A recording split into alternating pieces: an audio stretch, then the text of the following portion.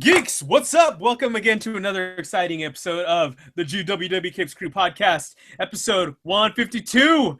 I'm excited to be back, or I could be faking excitement, but you'll never know because I'm going to keep it going tonight. I'm here once again, as always, your host, Darth Sparrow. Great to be back with some of my old co-hosts that I haven't talked to in a little bit. So without further ado, let's talk to these awesome guys that are hanging out with me tonight on the show. I have the one, the only, the man who's ascended from the heavens, the mighty Agasicles. Boom! There it is. Love it, man. That's what I needed to get me going tonight. How you doing, buddy? Good, man. Good, man. Excellent. Returned to the comics beat. Yes. After a temporary tour of duty over with the entertainment guys, and reading loads of comics. Buddy, I gotta point out for those that are not watching and listening, are we both growing a beard right now? Is that what I'm seeing?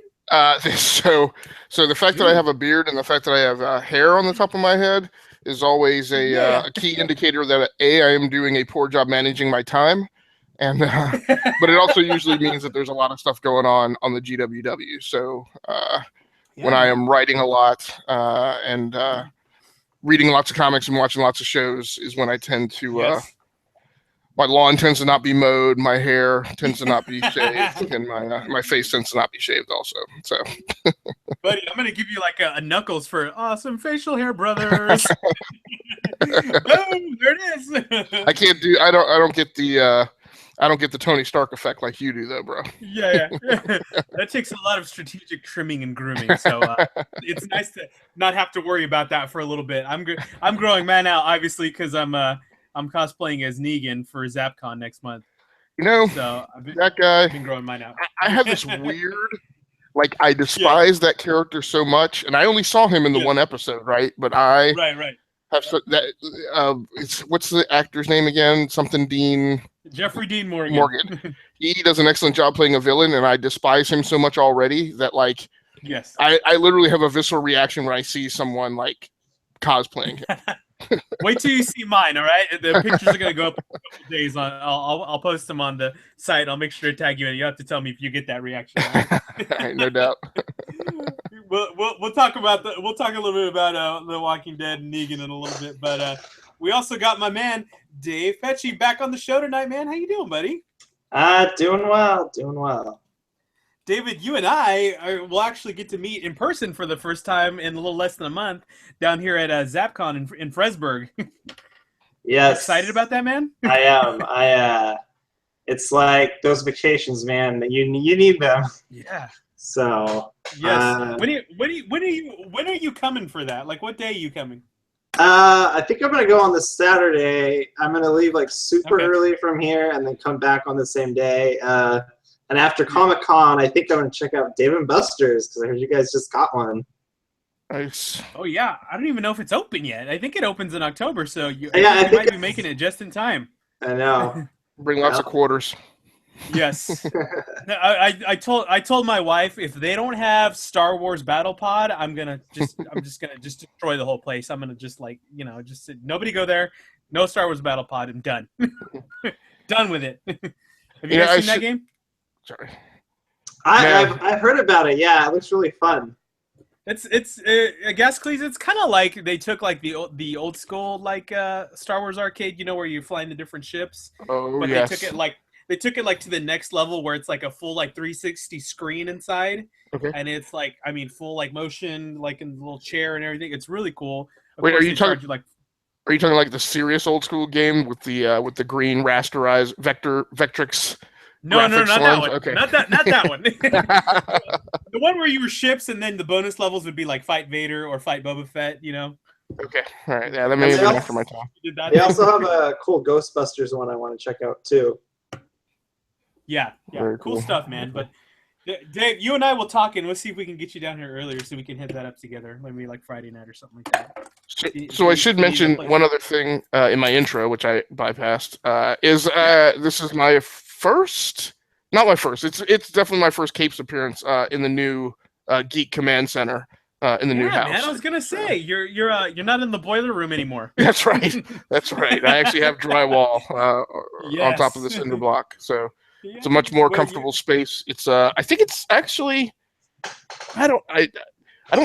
It may actually be a skosh bigger than the last command center. So it's definitely more comfortable. You've been working hard getting that all together. Oh my gosh, dude! It was literally like the first So to break this room down takes me probably like 3 full days. I mean, 3 full days off of work. Wow. And and during that time, I'm trying to watch shows and still do a little geek stuff, but just like segmenting the gear and like figuring out like what to pack and what to leave out and to maintain all my capabilities, right, for all the stuff I do, to be able to do live streams on YouTube of games and video captures and podcasts and stuff, and then once it's all separated, to like pack stuff I'm willing for the movers to move and pack the stuff that only it's just 3 days to break it down and easily a week to get it all set back up. So dang, man. Yep. That's a lot of stuff. That's a lot of stuff, my friend. It's a lot. Well, I'm glad you're all set up in there, man. You're looking good, looking sharp, looking professional. Yeah, on my shitty camera. Because my good one, I don't know. So over there, let's see if I can. Yeah. Yeah. So that is the nicer camera. That's the Logitech C920. It's over there on the workstation behind me. That is workstation number 4 specifically, but I have my Alienware Alpha. Station, sir. This is serious. Yes. I have workstation. The tables have numbers, and the computers have numbers in the order. So that is workstation 4, which currently has PC number 1 over there, the Alienware Alpha, set up in my standing configuration, and then my camera. So my nice webcam is over there, as well as my Samsung Go mic. You may not be able to see it because I have to shift, but there are cables running across the floor because I've been video capturing Deus Ex: Mankind Divided on the PlayStation 4, which is what I've been streaming and posting to my YouTube channel. So I did not want to break that stuff down for the podcast because not as bad as moving, but rigging stuff up for game capture and live streams, because I'm constantly on a different workstation or gaming system like every other day is a pain too. So once it's set up, I'd leave it set until I'm done recording. So I did an hour last night of Deus Ex: Mankind Divided, and I got another hour to do sometime tomorrow. So Agasicles, you're a PS4 and 3DS gamer, I take it? I am a PC, Xbox One, PS4, PS3, Nintendo 3DS. Oh my gosh. NVIDIA Shield gamer. I think that covers everything. And I play games on mobile. Is the Shield, is that a VR or? No. So I have the I have the NVIDIA Shield Portable, which was their first system they came out with, which it kind of looks like an Xbox One controller with a flip-up screen. And then I have the actually at this workstation. So I'm casting from the MacBook workstation tonight, but at the same workstation you can't see it because it's parallel to the camera. But I have the NVIDIA Shield Android TV. So it's just a riff on the Android operating system that's set up for display on a large screen monitor. So, but it plays the highest end Android games, and there's lots of PC game ports on it, like Portal and Half-Life 2 and things like that. So yeah. Gotcha. So check it out on the Rounding Off Infinity channel on YouTube. Ooh, like it. What about you then? Will, what do you like to game on? Dude, I don't game a ton. I have an Xbox One. I occasionally play some games on there. I've been playing a lot again. For some reason, I stopped for a long time, and then I've been playing it religiously, every day. I've been playing a lot of Marvel Contest of Champions again. Oh yeah. That was good. Well, I don't know if you know, but we have an Xbox Live gaming crew. That's a running party for the GWW staff. So, if you're ever free on a Friday night and want to get in some Halo, or if you plunk down for the Gears of 4 release that's coming up here, you should definitely jump in with us, man. Gotcha, man. I will have to definitely consider doing that, because I haven't bought any new games in a while, and I'm always looking for something fun to play, and something mindless, especially when I haven't done a ton of online stuff yet. I like just barely kind of brushed it over when I first got the Xbox One. So I've been itching to do it again. Yeah, we're casual, man. You don't have to worry about being some amped up like super steroid gamer. Oh, you mean I don't have to down like 20 Red Bulls and like not sleep for days and be like, yeah. Yeah, no, we're all adults. We're all adults, man, with jobs and homes and kids. So Gotcha. Pretty chill.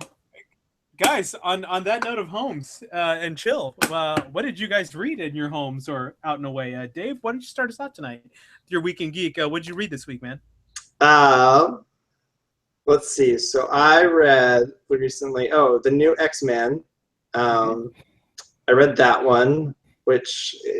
You got to qualify that, man. There's like 15 different X-Men books still. Oh, I know. I was like, I thought I had it like right next to me, but I moved it like on the other side. So it's X-Men 92. And and I read it a week ago, so I'm trying to think what happened in it. So the episode. So is there any trades out for X-Men 92 yet? That's a good question. Haven't heard of any.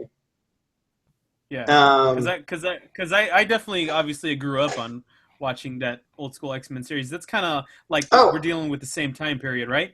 Yeah. I totally remember what happened now. Okay, so. Okay. The issue before, they kind of like, so one of the arcs ended, and then they went to like, they were focusing on Cyclops and Jean, and they're on like this vacation, and so they talk about them for a while, and then there's some really cool time travel stuff that goes on, and it's like really cool in that episode. So this one, we're back to the main X-Men at the X-Mansion. And they're recovering from the vampire apocalypse. And basically they're at this rock concert, and it's pretty cool. Like there's this female, and she's getting like hunted by like this outlaw. So she's like she teleports them to this like far off planet, like accidentally, because there's I forget, there's this one X-Men that like makes her use her powers. And so she accidentally teleports them on this planet, and then the outlaw's there, and then there's this other lady. I'm so bad with names. If you all know me from the Dark Matter podcast, I totally like that where I forget people's names. No, that's not you, dude. That's X-Men. They got all kinds of crazy names everywhere, huh? Yeah, there's a lot of X-Men characters. So anyways, so there's this like space cop who's like making sure this rock star lady, like she doesn't get captured by this bounty hunter. But while they're on this new planet, then there's all these alien creatures that are like, ha ha ha, like we're gonna eat you, and then that's what the comic ends. Okay. I like it. I liked it too, yeah. I want to get into this X-Men 92. And then I've been reading the Batman comics, and I think that's all of that. But I haven't read any of those lately. So X-Men was the last thing I read. Which Batman comics did you read this week? I haven't read any of them yet this week. Oh, you've got to be kidding me. That's horrible. That also eliminates like 50% of my content for the evening. Oh no! Well, go ahead. I'm like totally fine with you sharing. And then, 2 weeks before that, I read the new Power Rangers, which I guess is worth mentioning. And then I read the special edition Power Rangers, which was also really worth mentioning too. I have not been able to keep up with those, and I need to. And is it still good quality? We still like Okay, so quick recaps of eventful stuff that happened with the special edition that had a bunch of short stories, but the one that really stuck out was Goldar's history. Okay, was this like an annual? Was this like that was the annual. Yeah. Okay. So that one, it was so cool. Like it answered like so many questions. So like so Goldar and his brother were like this alien species that was with war with Zordon's people. Yeah, and he had a brother And so, like, him and his brother were all like, man, this freaking Zed, you know, he's such a pussy. Like, why don't we just kill them all right now? And so his brother, like, Zed's all like, you want to fucking mess with me? And he kills Goldar's brother, and his name, I forget, his name was like Bronzar or something like that. Something like... Is it Silverdar? Yeah, it was something like that. I don't remember what it was. So it's interesting, and Goldar is all like, oh, brother, you're so pathetic. Like, I thought you were so amazing until here you are begging for your life. Yeah. And then, so Zed was interesting because, like, he wasn't like his old, like, no skin looking type of guy. He was like... Was it Floating Head Zordon? No, you know who Zed is, right? No. Zed's... Lord Zed. Yeah, Lord Zed. He wasn't all, like... He wasn't all weird looking, so I was like, oh, shoot. Yeah. So that happened later. So that was the highlight of the annual. And then in the current comics, there's this huge monster that Rita's working with, and he has the power to call the Power Rangers out of their morphine abilities. Okay. And he's like destroying the Power Rangers right now. And on top of that, this guy has captured Billy. Oh, okay. So that's the Power Rangers. What issue are we on right now on that? You know? 6 or 7, I think. Okay, so I'm not that far behind. I think I'm at like number 4 or 5. I think. So I can catch up soon. But cool, man. All right, so you guys go. Agasicles, what you got, man? So I read 10 books so far this week. I still have 2 more to go, so it was a pretty heavy week for me.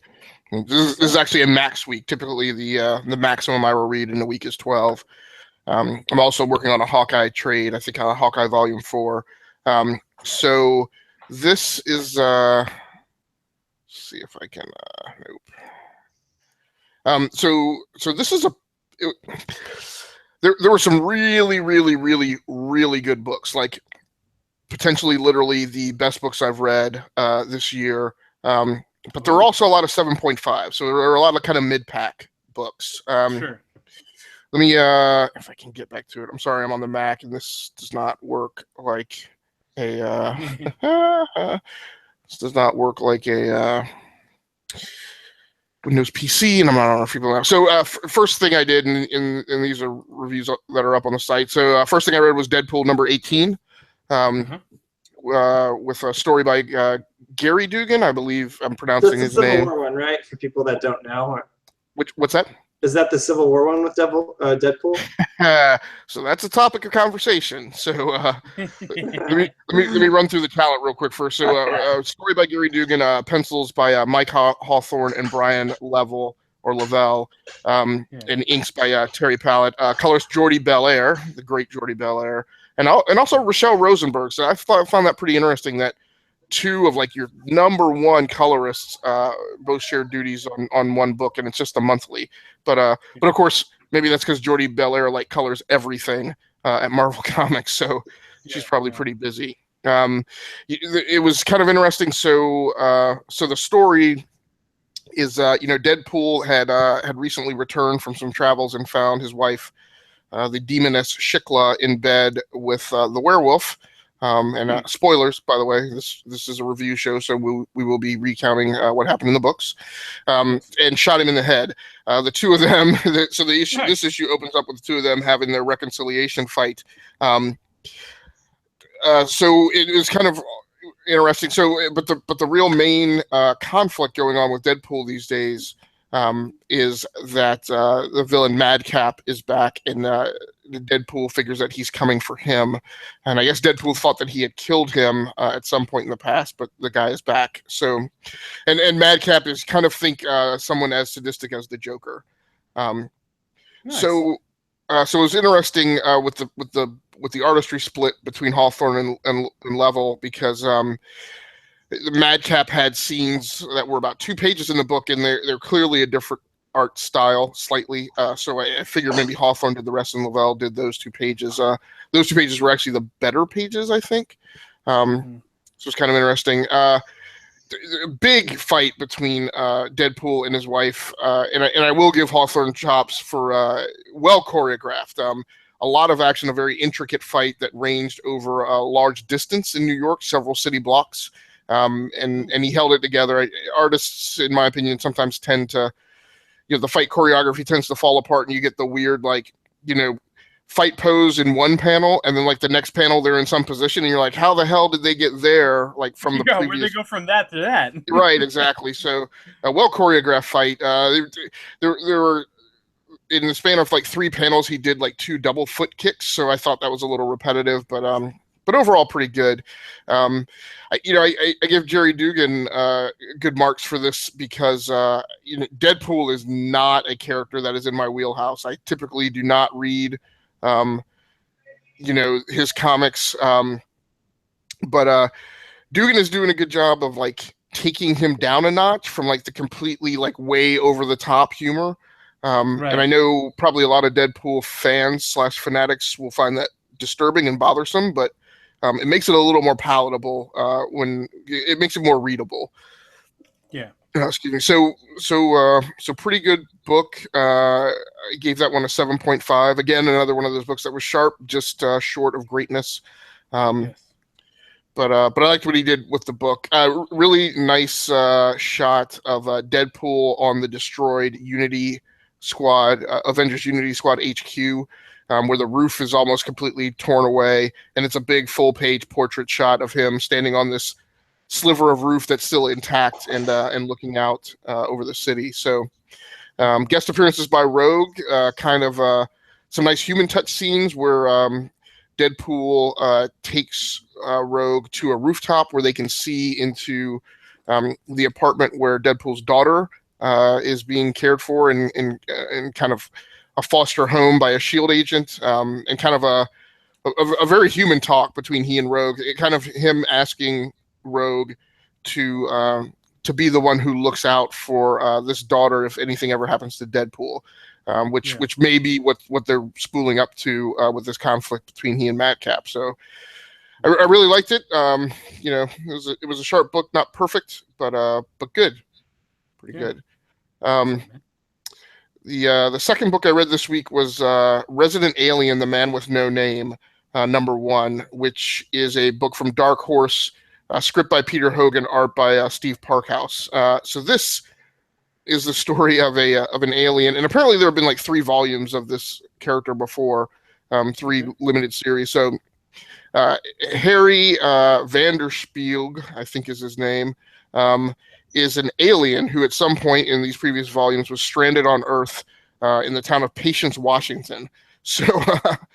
So, and apparently through those adventures, he just became accepted by the town. So he has a clearly non-human appearance, but he kind of just casually walks around town like he's a member of the community.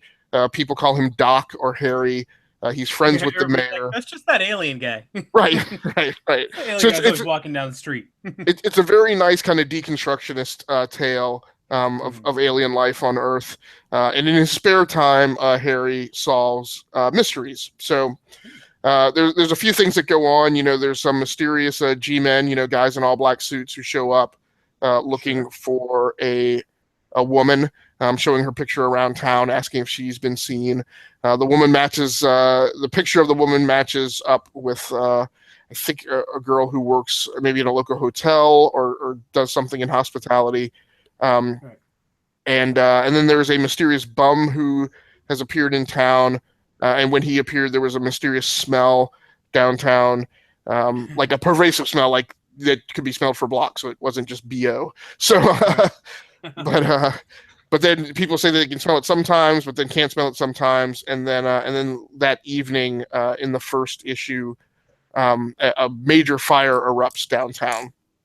So some pretty sharp art. There's a scene where the bum is kind of coming down an alleyway with silhouetted light. That was a really nice piece by Parkhouse, who's doing both the drawings and the colors.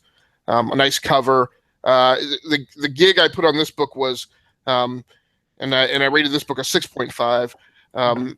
Still a good score, right, overall for comics on our 10-point scale. So the only thing I didn't like is he just really makes the assumption that you've read some of the past volumes. There's not, and I know there's this trend in comics against exposition, right? Marvel is kind of doing it by putting a good run, like a kind of last episode on rundown in the front page of the books, which I think is awesome because it makes almost every issue approachable by any reader because you can just drop in, right, without having all the whole past history. Right. But it seemed like there was a big assumption that you had read some of the previous volumes. So I felt that was a little janky. If they had just done like an upfront rundown with a little more detail than they provided, this book would have easily been a 7.5. Maybe would have tipped in at an 8.0. But still a good solid book from the Dark Horse camp. And then the third book I reviewed was The Black Monday Murders #2. Which is an Image comic, words by Jonathan Hickman. So, as I mentioned on the Facebook posts when I linked out the review, I'm not a person who picks books by headline talent, right? So I don't go chasing everything that Mark Waid writes or Scott Snyder or Jason Aaron. It's just if those books happen to be in my pull, then great. So it's always cool when one winds up in my pull. It was interesting to get a Jonathan Hickman book. Art by Tom Coker, colors by Michael Garland, and letters by Russ Wooton. This is a big book. This is a major event. This issue was 55 pages. Wow. And I think there are 4 books planned in this series at least. But basically, it's again kind of like Resident Alien. It's the story of a detective dropped kind of in the middle of this conflict between these two families, which are either immortals or time travelers. I can't tell which. The two families are kind of like the Illuminati kind of a feel. Have either one of you guys read Cryptography? Gosh, it sounds. I think I read one of the first issues. Yeah, so that's an ongoing. It's a series that's ongoing now. I forget who. Yes, wait, I did. So that's the one where it's kind of like they're the Illuminati or something like. Right, it's like the 9. It's not every family has 9 rings or something. Yeah, exactly. And then I remember that one a little bit. So, and I'm trying to look up who's part. So that's the Dark Horse comic. So it seems a little similar. So there are these two families who over time have decided that the way to run the world is to get into the financial institution business. So they're both big, huge banks that are kind of covers for these families who are, waging some type of conflict for, I don't know, ultimate power. Or something it's crazy. Like there's all of these like hidden levels of the organization. Like just when you think like you're at the most secret level, like there's another hidden level. And right. So yes, that's Cryptography. I'm back on. I'm back on. Black Monday. No, that's cool. Okay. So in the middle of this is Detective Teddy Dumas, who is I think a New York cop. Who, he's got some background in the occult. I think maybe he had a grandmother who was into voodoo. And so he's seen these symbols somewhere. He doesn't say where. He just has pieces of paper with these scrawled symbols. And working for one of the families is some type of being that speaks in this language that's represented by these symbols. So, and he's, there's a chapter where he goes to some place in upstate New York, I think, and tries to track down a professor who has some knowledge of this. So I'm not sure if it's occult or sci-fi. The professor warns him, don't get involved. But Teddy pursues it anyway. There's a murder. He goes to investigate the murder, asks some invasive questions of one of the family members, clearly indicating that he has some knowledge of some of their inner workings. So, the detective is a great. He's a great character, right? He's a classic gumshoe. He wears a trench coat and a fedora, I guess. Yeah. In modern times, and wears a suit. In a day when not all cops wear ties. 55-page book. The book really doesn't get going until kind of like page 22 or 23, just because there's a lot of backstory and things that happened in like the 80s. And again, you're not given the context of whether it's time travel or they're just long-lived. I had a follower of the GWW on Twitter. Maybe she didn't mean it to be challenging, but it felt challenging. She was like, "Hey, any reason why you reviewed issue number 2 without having read issue number 1?" And I said, nothing other than I don't have time to read every single comic that comes out, right? So, but I don't feel like that should preclude me from writing a review, right? To inform people of like how I took an issue in a series. So, again, just I didn't gig this book as much for steering so wildly away from exposition as I felt like Resident Alien did. But it's just a thing, right? You have and I maybe arguably should have. Again, he had 55 pages to put in backstory, right? Or just refresh you on what happened in issue number 1. So absolutely. But it's still a very solid book, and it's one of those that gets better as it goes. So I gave that book an 8.5. It's definitely I sometimes hate to advise people to just read it in trade, because I don't want to knock the notion of somebody going and picking up the issues in a store or digitally, right? Because they're there and impacting Image Comics sales while the book is in publication now. So I would say, if you're looking for something kind of it feels a little noirish, right? It feels almost like LA Confidential, but with aliens and the occult potentially. So excellent. So a solid book. I definitely enjoyed reading it. So that's what I reviewed. I do want to talk. I'm sorry I'm going so long, but I do want to mention so Detective Comics number 940. Had I reviewed it, it would have been a 10.0, which I think I've given one 10.0 in the past, and I think that was Sam Wilson, Captain America number 2. But easily the best comic that I've read in a very long time. The art, the variant cover was by Raphael Albuquerque. Just an amazing cover. I'm going to try and pull it up. I know this always goes poorly when I try and show something from my tablet here on the webcam, but if I can just so this, hopefully this comes across, or is it just going to be too much glare? Yep, way too much glare. Pull it back a little bit. Yeah. I think if I turn down the brightness, it's a Samsung, so maybe I can quickly get to the brightness. Most of the time, the problem is that I can't get to the brightness quickly. Did you read the other Batman too, the All-Star Batman? I did. Okay. So you can see a little better. This is the Raphael Albuquerque cover. That's Red Robin on the cover.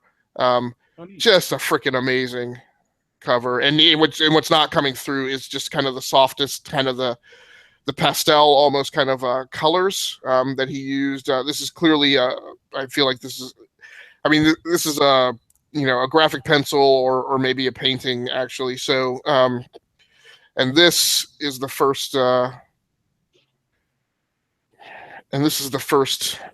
see if I can get it out of the glare. Major scene here. Just almost kind of Alex Ross-like level of art. Yeah, absolutely. And the only thing I could say, because Dave hasn't read it, is no, go on. It's okay. I know it's the scene where like Red Robin is in danger and all that. Okay, so you know at least that much. So I'm going to go ahead and show this other scene because it's freaking amazing. Like and it's a little blurry, but but this is Red Robin. Oh yeah, I can see it, man. It's cool. That's just amazing. Yeah. And you can actually see like elements of his suit like disintegrating. So highly emotional issue. One of those comics that there's a certain page I hit in the comic, I had to put the tablet down and just like walk away for a second and like recompose myself. Just amazing. So we read tons of comics, right? You read, I don't know, I'd say you read 48 comics a month, right? Or 32 comics a month. And in those, you're lucky if there's like one major like character defining revelation shift in like the status quo, like one of those issues that people talk about for years to come. That's one of those issues and you need to read it. And And the last thing I'll end up with is, yes, I did read All-Star Batman #2. I would have given that book an 8.5. I have mentioned before that I'm not a super huge fan of John Romita Jr.'s art. I did not like what he did on Superman during his ending run on the New 52. I like the art. He's just one of those guys, like when he nails it, right? Like there's and Will, you should know this, the Spider-Man arc where Spider-Man meets another guy who has the powers of the spider. It was a whole totem thing. Yeah, I know what you're talking about. Yeah. So Romita Jr. did that, and that art defined that run, that arc at least, or that run on the book. I just didn't like the Superman stuff, but it fits a little better with Batman. I really love what Scott Snyder is doing there. That again is that feels like a defining Batman story, right? Just the whole it's Batman against the world. So it's kind of like Batman as Will Smith in Legend, right? It's just him. Right. The whole world is turning against him.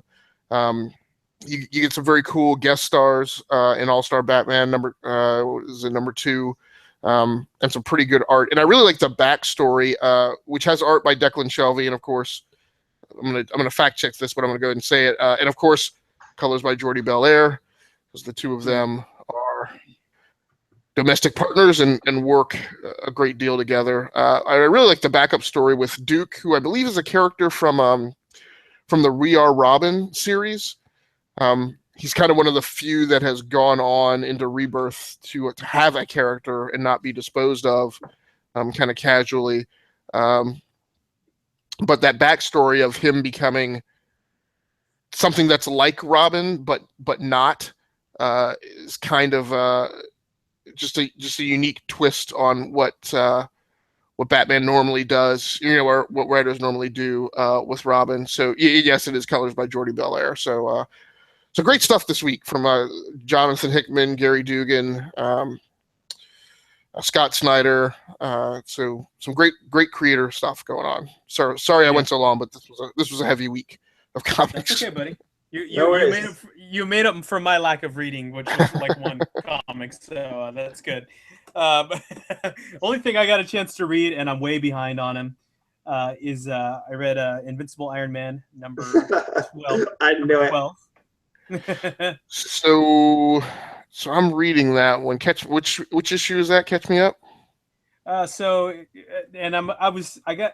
I was a little lost because I just started reading Civil War, and this definitely is a issue that is dealing with the events of Civil War and kind of what's happening more particularly around Tony's camp.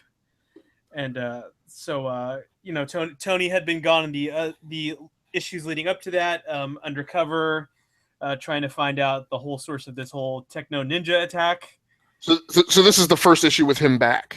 Yes, back at home, back at Stark Tower. So we're dealing with that. I mean, honestly, not a lot of very exciting things happened in this issue. So if I had to give it a 10-point rating, I'd have to give it like a 6 maybe. A little slow, kind of dealing with obviously him, explaining why he was gone to his company and just kind of trying to get things back under control there. We have his first meeting with Riri, who is we know is now like the new Iron Man now. She's Iron Heart, right? Is the name of her character? I think that's to come. Yes, yeah.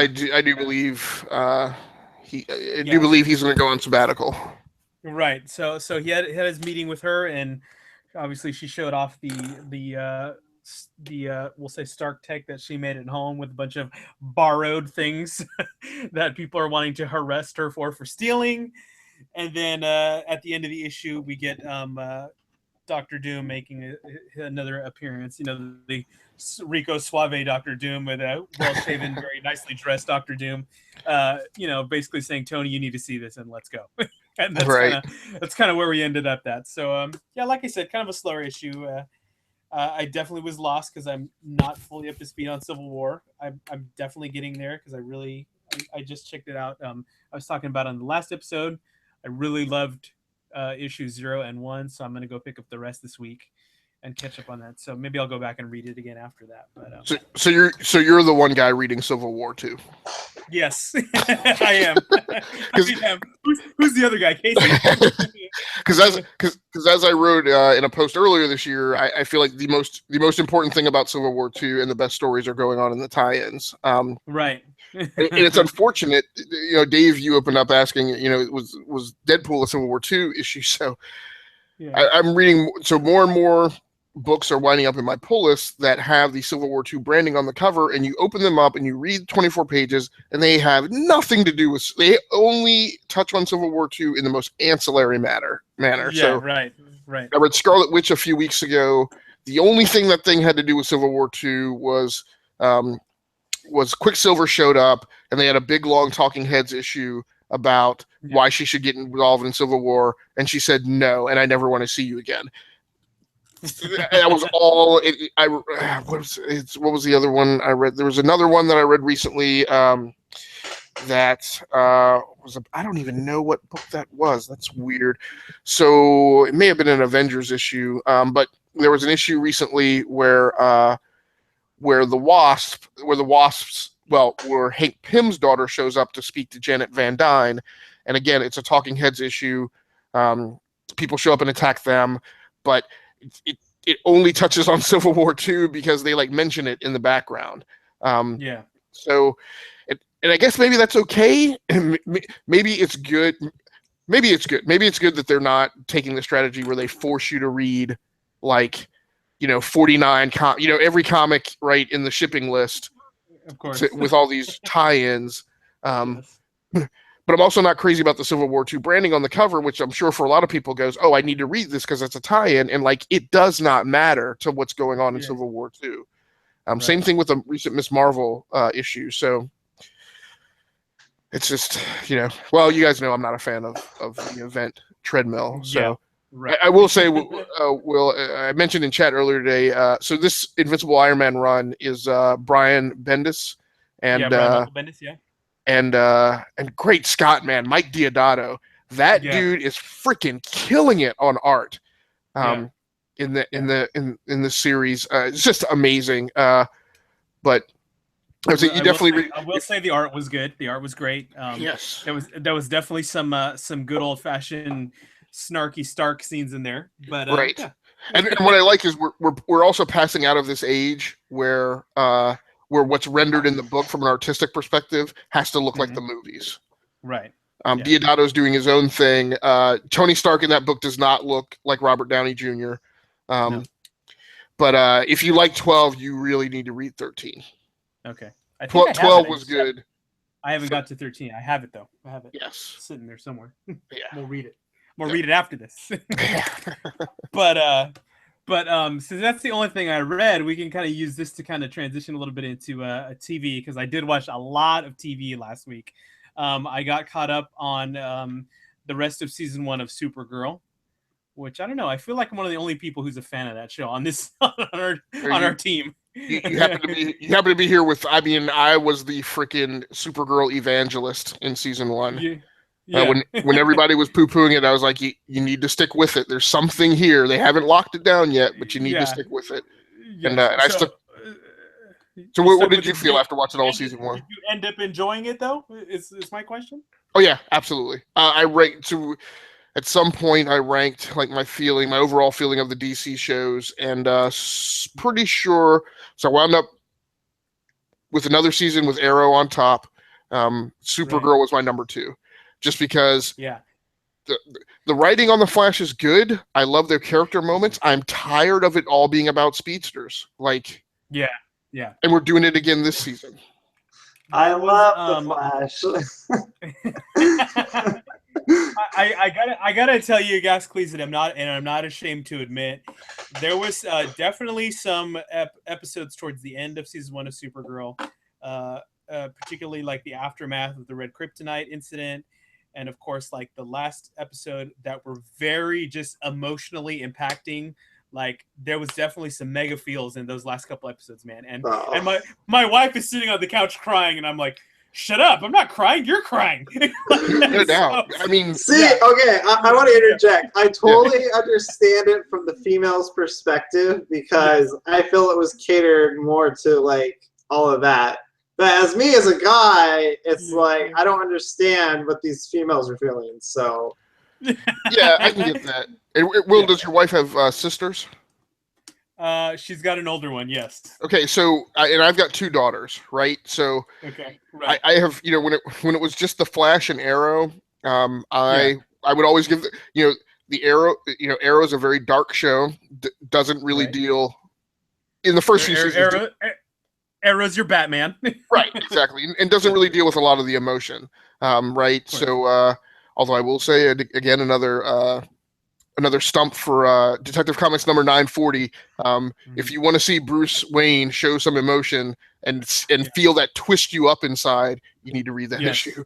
So, but but yeah, so I always gave the nod to the writing team on the Flash, right, for their ability to script these like just wonderfully touching father-son scenes, foster father-son scenes, friend scenes. I mean, just this whole spectrum of feels, but man, did you watch a scene of Supergirl with Alex and Kara, and like, if that doesn't twist you up somehow, you're just not human. I guess I'm not human then. You're missing a soul, Dave. I'm a demi-demon.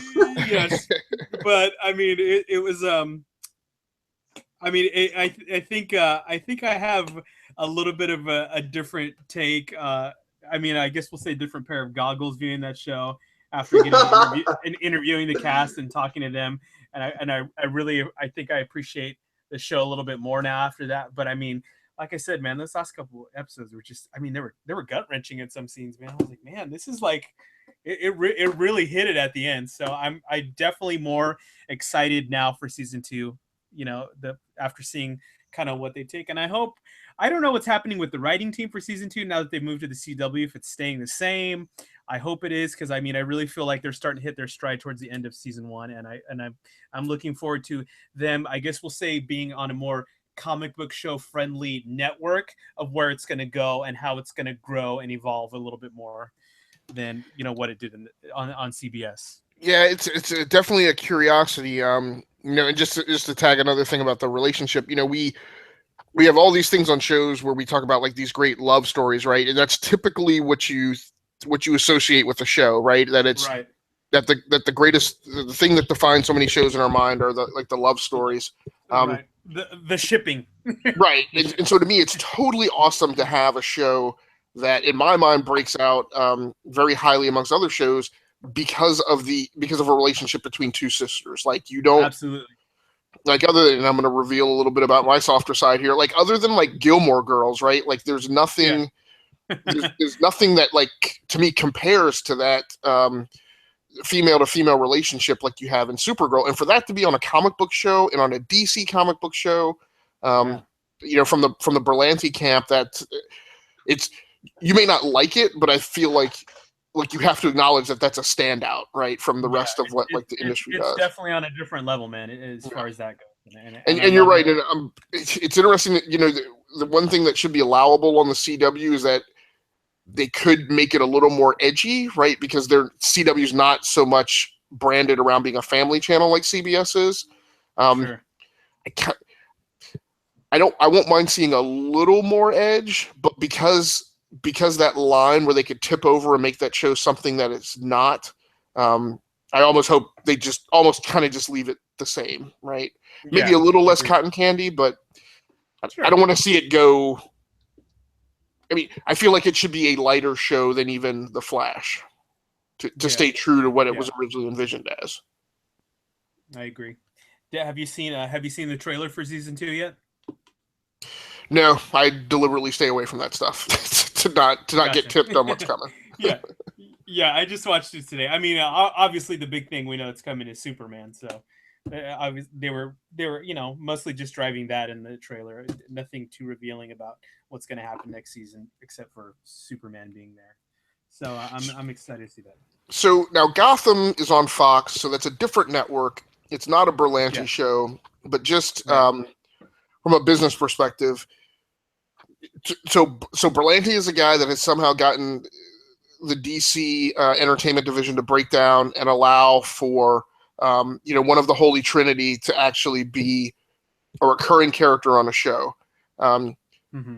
Does this allow, and of course Gotham's a bad question, maybe because just the whole timeline setup of that show, but yeah.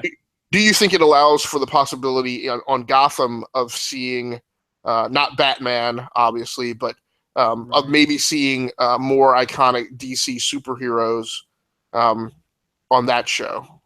I definitely feel like it could be a step in that direction, because I mean it's absolutely it definitely seems like they're, I don't know, I guess testing the waters with that and seeing what's going to happen. Because it's different from Smallville, where we're really just seeing Clark Kent with hints of Superman. Now we're actually seeing Superman, and so I think that's going to be I don't know if they feel like that's a big move for them, or if it's a big risk for them or whatever, but I'm stoked about it. I'm like I said before I got into Marvel, I was always a Superman fan before anything else. So to have him back on the show, in a show where we'll be able to see him probably reoccurringly for at least for a couple months, hopefully in Supergirl, it's really exciting, man. I'm really stoked about it, and maybe we'll get a little bit of the stuff that I was hoping to see always in Smallville, and we got a flash of Superman at the end of the whole damn series. So I hope so, man. That's all I can say is I hope they start integrating, like you said, more iconic characters in some of these other shows like Gotham and such. But I don't know, man. What are you feeling?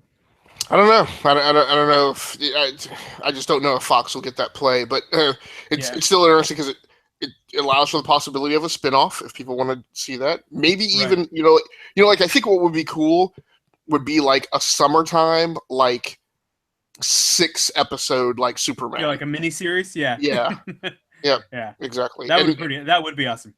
And I think the thing I'm most looking forward to is obviously clearly you've got to put Dean Cain on screen at the same time as the new Superman. So that should be pretty cool.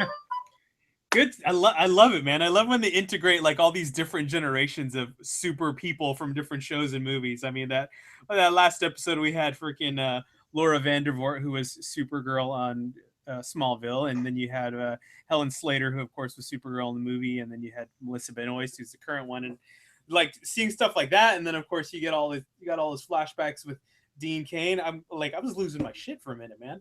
I was like, there's all these people from the history of Superman on the screen right now. Blowing my mind. Can't handle it. I need more of it. So Dave, Will, and I have been going back and forth for a while here. What are you looking most forward to with the upcoming season premieres? I mean, I really love Flash. I really love Arrow. But out of all of them, Legends of Tomorrow, because I saw the trailer, and there's just a lot of cool characters I think that they're going to be bringing up. So Stargirl, I think was her name. I forget some of the other ones. Just some of the cool heroes that I think that are going to be introduced. Like I heard like Green Lantern. So I don't know. I really love Legends of Tomorrow. So guys, so are they kind of done with the whole like Vandal Savage storyline? Yes. Yeah. And so if that's the and case, Hawkgirl and Hawkman left too. Yeah. So what's like the future storyline for Legends of Tomorrow? Because I know very little about those characters in the comics. Like, what do we think we're focusing on in season 2? Well, it was kind of weird because I think his name was Rex Tyler. Like, shows up at the very end of the season finale. Right. So I think that they were trying to restore the timeline now because they are pretty much the people who take care of the timeline. So I think part of it is that they're going to be in different timelines. So I think that's why you see like iconic people like Stargirl, you know. So I think we're going to see Jonah Hex again. Yeah, I heard he's coming back. I love that character, man. Oh yeah, he was awesome. John, I think Jonathan, what's his name? Jonathan Scheck did a great job at playing Jonah Hex. I like the style he played him in, and I love the costume too. I'm big obviously on costume value in shows, and I thought his costume was kind of Old West, a little bit of Civil War. I don't know. I'm bad with timelines. One of the things, like, cool. This is probably like far-fetched, but if you're talking about time travel, I would love to see them like go to the Batman Beyond era. Like, even if you didn't actually see Batman, that would be cool. Now they are doing a future episode, right? Because I thought I saw that we're getting some of the Legion of Superheroes on there. We're getting Monel and Saturn Girl, maybe. I definitely saw Monel, but one of the other ones was supposedly going to be on there. So, and again, those are like you said, Dave. It's like for me, those are some like the Justice Society of America and the Legion of Superheroes. More so, the Legion of Superheroes. That's one of my great disappointments, is they've never been able to, sustain an ongoing comic with those characters. Like, but I love the concept of Legion of Superheroes. So, anything that shows them, I would love those guys to get like a running cartoon that would be like a little edgier, kind of like the Justice League cartoon that they did. But I'll take a couple of them showing up on Legends of Tomorrow. The thing that impresses me about that show so much is we talk about this all the time, right? We've seen the failure in Suicide Squad, which I think I shouldn't say I called it, right? Because I think a lot of people had this concern and conclusion that like you just.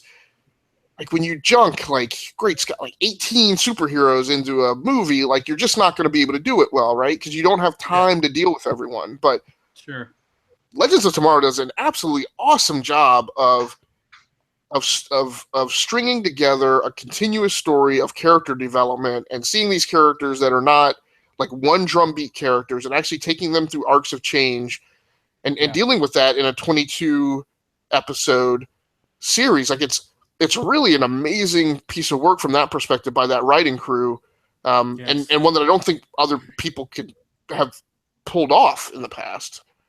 Mm-hmm. Yeah. There's every one of those characters in that show through that first season has gone through significant change, whether it's for bad or good. And every one of those characters, you can pick any one of them, and you really get invested in any one of those characters. And that was the first show that really got me into the I guess we'll say the CW television show DC Universe. That was the first one I watched because I felt like I was so behind in everything else. I'm like, how am I supposed to get into this? But I think because watching that show and seeing its ties to obviously the Flash and Arrow and everything else, I actually kind of went back and started watching everything. So that's a testament in itself to the writing and the characters, that it really made me want more and to go back and kind of find out everything else that was involved in that universe. So I couldn't agree with you more, man. I mean, it was the first appearance and run on those shows that made me care about the Atom. Right. Like I liked Ray Palmer. I like what Brandon Routh does with him. Yeah. Couldn't care less about the superhero, the Atom. Like right. his run on Arrow. I was just like, whatever. Yes. Pretty boy who wants to take over the company. Great. Whatever. Real quick, guys, before we close out tonight, I had to get back to this and ask you, buddy, because not last week, Thursday, the entirety of season 6 of The Walking Dead hit Netflix, which I was very excited about because I didn't catch it. It was on about the time I was moving and getting married, and I missed it, and I DVR'd it. It got erased at my former residence, so I didn't get to watch it until it came. It's funny, I almost bought it on Blu-ray. Thankfully, I didn't spend my $50 to buy it, because then like a week later, it was like, oh, it's on Netflix. So I binge watched the whole season, like Thursday evening to Friday afternoon, and obviously one of the characters I was most excited about, because I'm a huge fan of the actor himself, was Jeffrey Dean Morgan and his portrayal as Negan.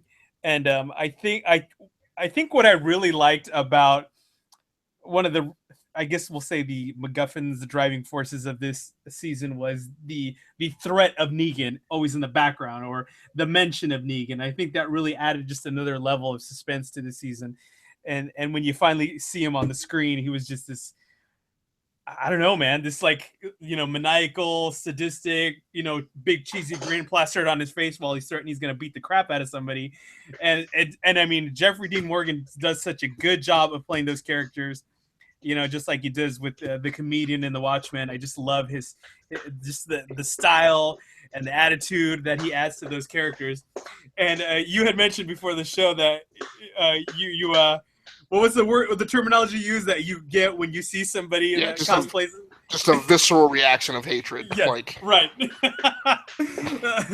Did you watch? Are you watching The Walking Dead? Did you watch season 6? I did. So out of all of these, I talked about what was my number one CW show, but when you talk about everything I watch, The Walking Dead's my number one show. Yeah. Do you feel like this season? I don't know, man. I feel like this season was really, really, we'll say, as far as quality content, suspense, action, I feel like it was definitely one of the better seasons in recent years. Yeah, I would say my favorite season is season 4, the Road to Terminus. I felt like they totally changed up I felt like they showed great courage in totally changing up the formula and just going to like episodes like didn't have I mean, there were arcs in there you didn't see Rick Grimes for like 2 or 3 episodes, and I thought absolutely. That was an amazing creative choice to make. But yeah, 6 is a lot of people feel like season 6. Well, a lot of people feel like the show has been in decline since season 3. Okay. Right. That basically when they started making the whole thing about the threat of humanity instead of being about the walkers, right.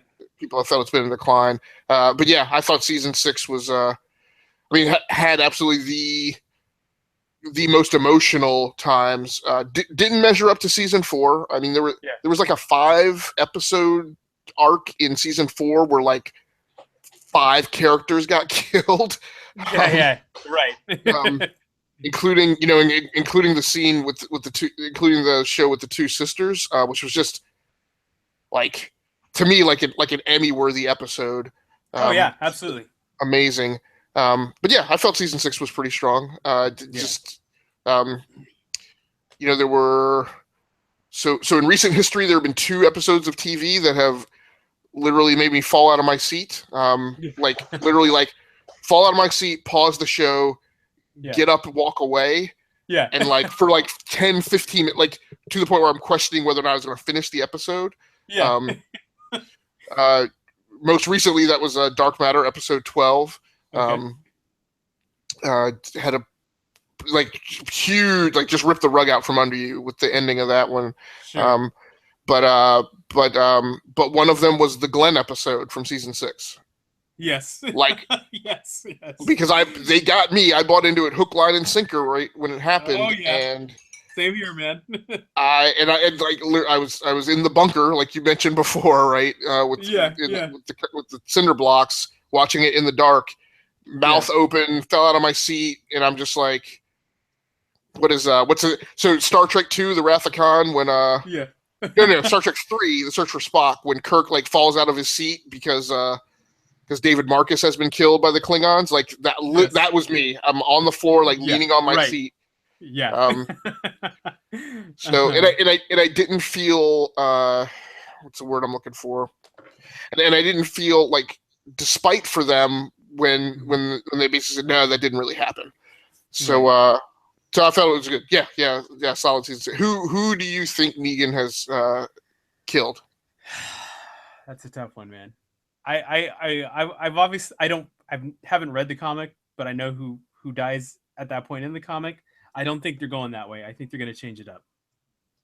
I don't know who they killed. You got to make a pick, man. You got to make a stand. All right. I think you killed Michonne because of the romance between him and Rick. I think Michonne got killed. Wow. Yeah. Wow. It's like when something is too good, when a relationship is too good in that show, they always got to shake it up. So that's my pick. That's true. That's true. I think it's Daryl. You think it's Daryl? Wow. Because he's moved on to do some other things. He's doing his whole riding the motorcycle one. Yeah. That's my guess. All right. So who do you got, Agasicles? my vote is that they are not making anywhere near as ballsy the move as they claim they're making. Right. I don't think there's any way in the world that they eliminate a headliner character. Okay. It's Eugene. No. That's my pick. My pick is Eugene. Eugene? It's the last guy he'll be standing in front of. Yeah. It may seem like a cop out, but Yeah. Eugene, particularly in that episode, Eugene, over those last 2 episodes, Eugene was just making the step up to where he was really a warrior and fighter. Good with point. that team. So to see him eliminated just as he's becoming like the man. Coming into his own. Right. Yeah. If I had to make a secondary pick, I guess I would pick Abraham, because I love his character, but he's had a death wish. He's been turning that around, right, with his romance with Sasha. Right. But still, he's in that envelope where he can be looked at as disposable. So none of us think it's going to follow the comic. No, because he kills Glenn in the comic. Yeah. Yeah, he kills Glenn in the comic. Yeah. And people have said Maggie. Yeah. But I like your call, Agasicles. I definitely like yours. I feel like that makes a lot of sense. Because you're right. Now you saying that, thinking back, I'm like, yeah, they're kind of. It's almost like they're setting it up for you. They're putting the writing all over the wall almost. Right. So there's a bit of logic to it, right? Because if Negan is saying he wants them to work for him, why would he take out some of the more dangerous killers and fighters if he's trying to build the most powerful force he can? Right. Agreed. Agreed. Well, guys, that's a good spot to wrap it up for tonight. Mr. David Petchy, you want to give us a final thought this evening? We wrap up. No final thoughts. Final thought is no final thoughts. Excellent. Sir, drop us your Twitter. Comic Book Guy 90 on Twitter. Wonderful, my friend. It's good talking to you. And if I don't see you before then on the show, we'll see you at Zappcon next month, man. Mr. Agasicles Thomas, what do you have for your final thought today? Pretty much nothing. I'll drop my Twitter handle. It's Agasicles Stamus. That's one word, 2 S's in the middle. On Twitter, I think all of our Twitter feeds have just been blowing up tonight for some reason. Like my freaking thing is still going off right now. So thanks so much for all that love and attention. We do appreciate it. I was gonna say. Yeah. I mean, it'd be pointless to talk about this now, but because the episode's already premiered. But that image of 5. Yes. Yeah, with the white hair. Yeah. Yeah. Let's stump. So we will. I know that our Dave and I's Dark Matter podcast has been a bit erratic, but we will be airing an episode covering the season finale this week. Is that right, Dave? Yeah. Okay, so we will be covering that, and then upcoming shortly, we will be kicking off a Scene and Nerd special segment around the Luke Cage series. So Dave, Peter Morrow, Jonathan Reyes, and I, at a minimum, will be covering that, as well as what I suspect is going to be a steady stream of guest stars. We'll probably be covering like 2 episodes of the show per podcast, so that'll be coming up. Yeah. And I will see you, Will, and everybody else back here in 2 weeks. I am kicking off what I believe will be a recurring run on Capes, so I plan to be on here every other week. Excellent, man. That's exciting to hear, my friend. It's always great having you and talking to you. Thanks for coming on tonight, buddy. As far as my final thought for this week, yesterday myself and Mr. Casey Walsh, Casey helped me film a product review. The awesome people at fitjackets.com sent me another great jacket that I was really excited about because it's actually a costume I'm working on. So I'll just drop it right here. They sent me a replica of Negan's jacket from The Walking Dead. And so I got the full costume, guys, and I amped it up on the review this time, man. We got a little theatrical. We had some zombies. We were running around my neighborhood. I was surprised nobody called the cops because there was a bunch of zombies running around with the guy with the barbed wire bat. But we made it happen. Now they expect that shit now. Exactly. Well, see, I live in Clovis, so they expect that a little less, especially the side of Clovis I live in. So we got lucky, we'll say. But like I told you guys before the show, I sweated it out in the heat in that leather jacket and ran more than I've probably run in the last year. So I'm a little tired today, but it was fun, and I'm looking forward to editing that thing up and showing you guys that review. So keep an eye out. That should hit this weekend sometime. So keep checking out the site. I'll make sure to link it as always. Please keep checking out all our awesome content on thegww.com. We have amazing articles, video reviews, product reviews from everybody under the sun in our awesome company. So you want to know about comics, games, TV, movies, whatever. We got it all on there. Something for everybody. So please keep checking us out. You can find our Capes Crew Twitter at GWW Capes Crew. And personally, you can find me on Twitter at Dar Sparrow. Thanks for listening, guys. And as always, we appreciate the love, like Agasicles said. Next week, you got some questions, send us our way. You want us to talk about something random, funny, crazy, whatever. We love hearing from you. And thanks, guys. And I'll catch you on the geek side.